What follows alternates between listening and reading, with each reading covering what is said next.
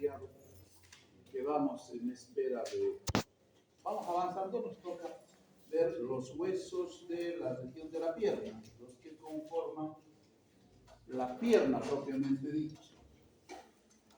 Si ustedes se fijan, en la contextura habíamos señalado algunas características importantes del fémur y habíamos señalado cómo el peso del cuerpo que estaba recargado sobre las vértebras cervicales, torácicas, lumbares, de pronto es transmitido hacia los lados a través del dorsal.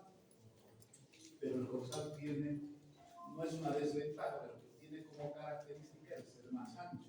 Entonces, el peso del cuerpo, si ustedes se fijan, pasa por los alerones del sacro, pasan al dorsal y de pronto terminan lejos de la línea media. Entonces, otra vez tiene el cuerpo que llevar hacia la base. Y les decía, dejando un espacio que en posición anatómica es pequeño. Entonces, ya desde el fémur hemos visto que hay un sostén del cuerpo.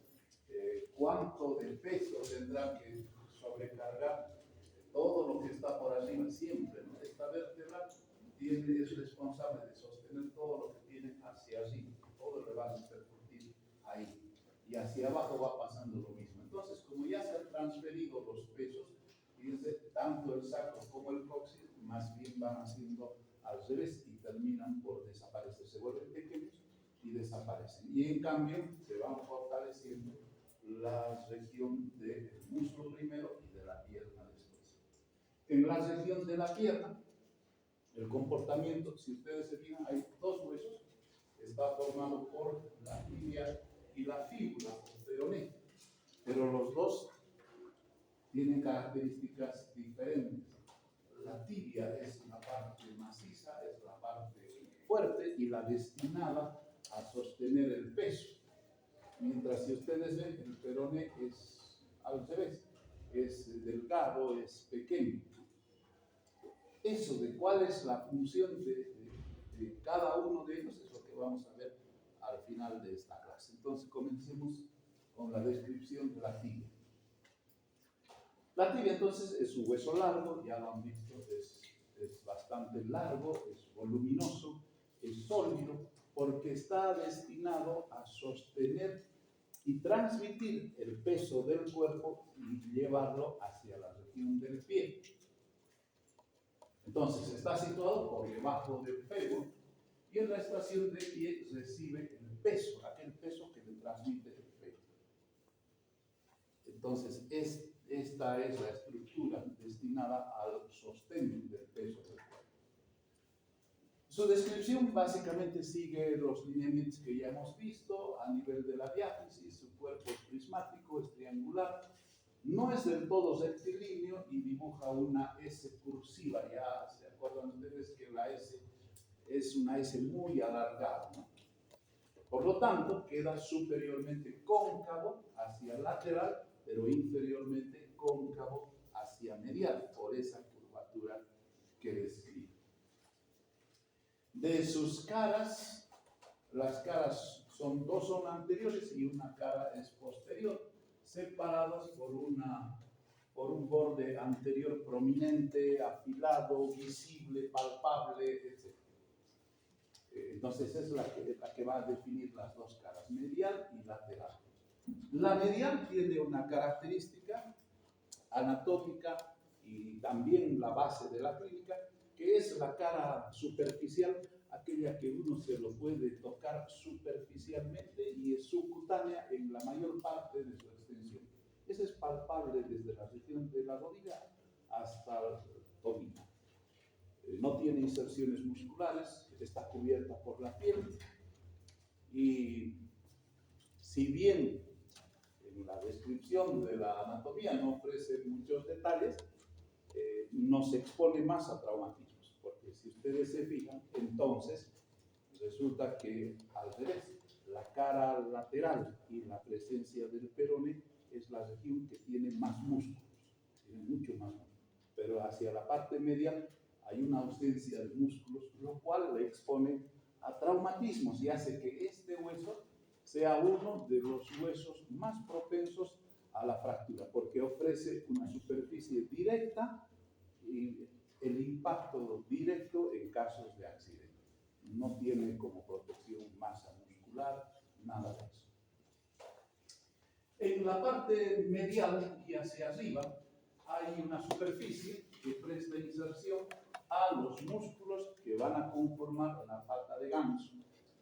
Ojo, ahí hay que ponerle una llamada porque hoy lo estamos viendo, vamos a hablar de una superficie que se encuentra hacia la parte cerca de la metáfisis, cara medial, y que consiste y que conforma una superficie común para la inserción de los músculos que en su conjunto se llaman los músculos de la pata de ganso. Los músculos de la pata de ganso, como ven, son 3 y recibe ese nombre porque parecería, por las características de comparación que se han hecho siempre, que semeja a una pata de pato o de ganso. ¿Cuáles son esos músculos que van a insertarse ahí? El semitendinoso, el sartorio y el grácil o recto interno. Punto, ahí lo dejamos, vamos, nos toca ver músculos, etc. La cara lateral, por su lado, cara lateral que está más cerca del peroné, entonces es cóncava y en los 2/3 superiores va a recibir una superficie de inserción para el músculo tibial anterior. Hacia abajo va a presentar una superficie tendinosa para la inserción de los músculos extensores de los dedos. Aquí puede surgir alguna contradicción porque yo estoy estudiando miembro superior, estoy hablando de región anterior, hemos dicho son flexores, pero aquí estoy hablando de región anterior y estoy hablando de extensores. Entonces, si hay que separar bien, se hace mucha analogía, se compara a la región del antebrazo con la región de la pierna. Es parecida, pero muy diferente por cuanto en el miembro inferior cambia la función. La flexión en posición anatómica que era anterior, en el miembro inferior se vuelve posterior. Entonces los músculos flexores en la región del muslo y de la pierna están ubicados atrás. Y adelante, ¿quién están? La extensión, entonces es lo que está ahí. Entonces tengo que tomar en cuenta eso para poderlo entender y no me vaya a resultar muy complicado. Ya saben ustedes, esas son las láminas que les dejo del Museo de Anatomía de la Universidad de Buenos Aires, que tienen puntos y después, les decía, si lo tapan y después lo revisan, les puede servir de ayuda. La cara posterior tiene desde la parte superior hacia inferior y desde lateral hacia medial presenta una línea, ¿no? Una línea oblicua que se dirige entonces hacia abajo. Esa línea va a recibir al músculo tibial posterior, y al músculo sóleo. Entonces, esa línea recibe ese nombre, la línea del sóleo, porque va a permitir la inserción del sóleo. Después vamos a ver en los músculos la importancia de este músculo del sóleo. Por debajo de esta superficie vamos a ver la superficie para la inserción del músculo tibial posterior. Que hay que acordarse, tengo una tibia, en su cara anterior una superficie amplia para la inserción del tibial anterior y en la cara posterior, por debajo de la línea del sóleo, también una superficie amplia para la inserción del músculo homónimo, el músculo tibial posterior. Y finalmente, cerca de la parte inferior de la diáfisis, vamos a encontrar superficies para la inserción del músculo popliteo y el flexor largo de los dedos. ¿Por qué flexor largo de los dedos? Porque estamos en la cara posterior.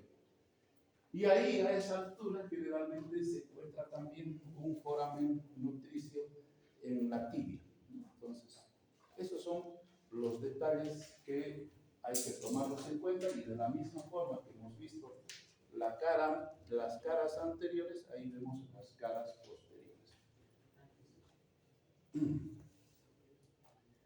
De los bordes, no hay que hablar mucho de los bordes, ustedes están viendo ahí, hay un borde medial, hay un borde lateral y hay un borde anterior. Los bordes medial y lateral, los bordes medial y los bordes laterales no tienen características como para describirlas. El más importante es el borde anterior. Como sé de los bordes, acuérdense que en la región inferior de la pierna hay dos maleolos. Los dos maleolos van a formar la articulación del tobillo. Entonces, la tibia va a formar el maleolo medial, porque tiene situación medial. Y el maleolo lateral va a estar formado por el peroné. Entonces, este maleolo tiene que ser, si es de la tibia, tiene que ser medial y el borde que le sigue también. Bien, en el borde anterior, forma de S itálica, he tratado de dibujar ahí para que se vea esa S, ¿no? Una S muy, muy larga. Hacia su parte media, hacia la parte central de la diáfisis, es gruesa, es constante, y tanto que es también perceptible y recibe el nombre así de la cresta de la tibia. Lateralmente y hacia arriba va a formar la tuberosidad de la tibia. Vamos a ver, cuando veamos la epífisis, vamos a ver la importancia de esa tuberosidad de la tibia. Y una saliente, también cerca de su epífisis, que va a recibir el nombre del tubérculo anterior de la tibia, que es una saliente también visible, también palpable, por debajo de la región de la rodilla, y que cuando una persona se arrodilla, recibe el peso del cuerpo, ya es el cuerpo el que le transmite, y por eso es una zona gruesa. Finalmente, hacia abajo, hemos dicho, va el borde medial, y junto con la unión del borde anterior van a conformar el maleolo medial. Esto es importante en la estructura del pie. Vinculación clínica, entonces, ahí estamos viendo una fractura en la diáfisis tibial con tercer fragmento. Quiere decir que este fragmento está suelto, está solo, hay una falta de continuidad y, por supuesto, ahí no hay reducciones, ahí es con cirugía, la reparación. Vamos a ver los extremos. El extremo superior o extremo proximal forma parte de la articulación tibio-peronea superior de la rodilla. Entonces, primero va a formar parte de la rodilla, pero también va a formar la articulación tibio-peronea proximal superior. Acuérdense que en semejanza con el antebrazo hay dos superficies que vinculan la tibia con el peroné. Esta que es la tibio-peronea superior y la otra la tibio-peronea inferior o distal. ¿Qué tenemos que acordarnos del extremo superior o proximal? Entonces, que va a formar primero parte de la articulación de la rodilla. Ahora, todo este conjunto recibe el nombre de macizo tibial, porque como ustedes ven es la parte gruesa, es voluminosa y es un conjunto de características. Ahora, ese es el nombre genérico, ese es el global, ese es el que se lo muestra con la mano. De ahí, que hay que recordar que va a tener una cara superior, una cara lateral, una cara medial, va a tener una base, va a tener una cara anterior, va a tener una cara posterior. Sí, se lo puede seguir estudiando como un cubo. Entonces, como referencia nos ayuda mucho. La cara superior, dice, aquí estamos viendo la cara superior, que así. Esa cara superior recibe el nombre de cavidad glenoidea. Esas cavidades glenoideas, que en alguna parte también se los llama platillos de la tibia o platillos tibiales, son poco pronunciadas comparando con la prominencia grande que tienen los cóndilos del fémur. Entonces, ahí hay también una desproporción. Y cuando lo veamos a la articulación, vamos a comenzar diciendo que la articulación de la rodilla es una de las más complejas. Por el momento, vayamos reconociendo a la cara superior, que tiene, así está vista desde arriba, tiene esa forma de cavidad glenoidea poco pronunciada. Eso se llama cavidad glenoidea. No confunde con los cóndilos de la tibia. Aquí están los dos cóndilos unidos hacia la diátesis. Los cóndilos tibiales son dos, ¿no? Se van a corresponder con los cóndilos del fémur. Entonces, el fémur va a presentar dos masas más voluminosas aún, que van a recibir ese nombre de cóndilos femorales. Ahora, el cóndilo lateral es el más extendido en sentido transversal, ¿sí? El cóndilo lateral, en otras palabras, viene a ser más ancho. ¿Cómo sé cuál es el cóndilo lateral y cuál es el medial? Uno, acordarme de esto: el cóndilo lateral hacia su cara inferior del cóndilo va a formar una superficie de articulación articular para la cabeza del peroné. Entonces va a presentar una superficie articular. Al otro lado, por supuesto, no hay peroné, entonces no voy a encontrar esa superficie articular, ¿sí? Es el más extendido en sentido transversal y tiene la carilla articular para el peroné. Por esas dos características ubico al cóndilo lateral. El cóndilo medial tiene situación más posterior, está un poquito más atrás cuando uno mira hacia adelante, si ustedes se fijan. Entonces, aquí está la parte anterior, aquí está la parte posterior. Entonces, el cóndilo medial suele quedar un poco más hacia atrás. ¿Qué más? Se elevan dos tubérculos intercondíleos lateral y medial separados por una escotadura. Aquí hay que señalar algo. Si miramos desde arriba, aquí están las dos cavidades glenoideas en la cima de los cóndilos. Al medio hay una superficie que los separa. Esa superficie que los separa, entonces, viene a formar una especie de fosa que es intercondílea, que está colocado entre los cóndilos. Por su parte, en cada una de ellas va a tener una formación, aquí no se nota más, va a tener una superficie de parecido a crestas, una medial, otra lateral, que van a permitir demarcar este espacio, esta región intercondílea, ¿sí? Al centro de esta superficie intercondílea hay una eminencia, hay un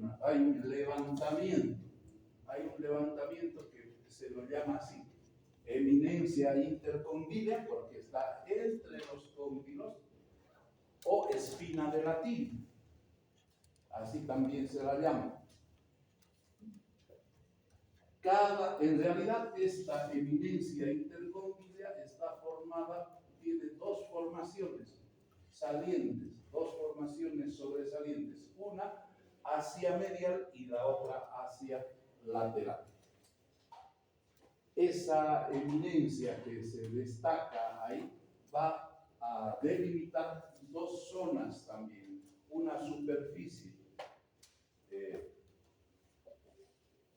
precondilia o condilar anterior y una superficie posterior que va a ser retrocondilia y que va a permitir en cada uno de ellos formar superficies para la inserción de los ligamentos cruzados. Los ligamentos cruzados van a tomar inserción, el ligamento cruzado anterior y el ligamento cruzado posterior. Creo que aquí está más fácil. Si ustedes se fijan, aquí estamos viendo adelante, aquí está la tuberosidad de la tibia, esa saliente que habíamos indicado.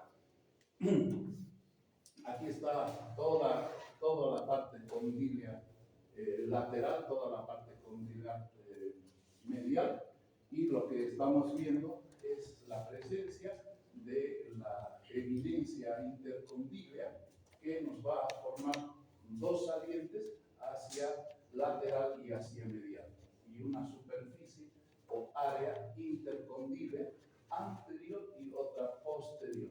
La anterior para la inserción de los ligamentos cruzados anteriores y la posterior para hacer lo mismo con el ligamento cruzado posterior. Bien, entonces esa es la superficie tibial desde la vista superior. Hemos dicho diferenciar las mesetas tibiales o platillos tibiales de los cóndilos. Ahí están los cóndilos claramente visibles. Lesiones. La vinculación clínica nos muestra a nosotros que la tibia también es, hemos dicho, es uno de los huesos más expuestos a fracturas porque está directamente bajo la piel. Aquí estamos viendo que cuando uno mira una radiografía, y ustedes tienen que opinar sobre esa radiografía, lo que tenemos que tomar en cuenta es básicamente las densidades, ¿no? En una radiografía lo que se encuentra son las densidades. El color negro, mientras más negro es que nos muestra, se llama densidad aire, ¿no es cierto? El aire, o lo que es muy delgado, se va a ver de color negro. Y lo que es sólido, lo que es macizo, se lo va a ver más bien blanco. A ese blanco se lo llama densidad hueso, o sea, densidad ósea. Un hueso se debe ver blanco. Cuando uno mira una superficie, entonces, si bien hay que mirar los detalles que están en su interior, acuérdense que las fracturas siempre van a afectar la forma de la periferia. Entonces, fíjense aquí, estas fracturas que tienen poco desplazamiento del macizo tibial, sí se puede notar ahí que ha habido una tracción, ha habido un movimiento que ha cambiado la forma en la cual se proyecta en la radiografía. Y estos tornillos y placas nos están mostrando la fijación que se utiliza en casos de fractura. Estos son metales, por lo tanto tienen una densidad superior a la del hueso y se proyectan y se dibujan así. Ahí estamos viendo una fractura en la epífisis proximal con compromiso del cóndilo medial, ¿cierto? Entonces ahí se puede ver, fíjense, cómo la silueta y la forma en la periferia se afecta. Extremo inferior. Bien, ¿qué pasa hacia abajo entonces con esta región? El área que tiene la tibia es menos desarrollada, es más pequeña, no es tan grande y se puede ver que están bien delimitados y separados al peroné y a la tibia. En cambio, hacia proximal habíamos visto que el gran protagonista, el que más se abre hacia arriba, es la tibia. El peroné queda reducido con una participación muy pequeña. Del peroné vamos a hablar en la articulación, cuando veamos articulaciones, el papel que les toca formar ahí. Entonces, en el extremo inferior, lo que se ve es una superficie menos desarrollada, participa en la articulación talocrural y tibio-peronea inferior. Entonces hay que entenderlo bien. La región del talocrural.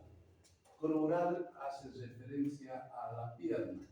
Talo al hueso talus, que está formado por el astrágalo, como lo vamos a ver. Entonces, a eso se refiere. Forma parte de la articulación talocrural. Y también forma parte de la articulación tibio-peronea distal o tibio-peronea inferior.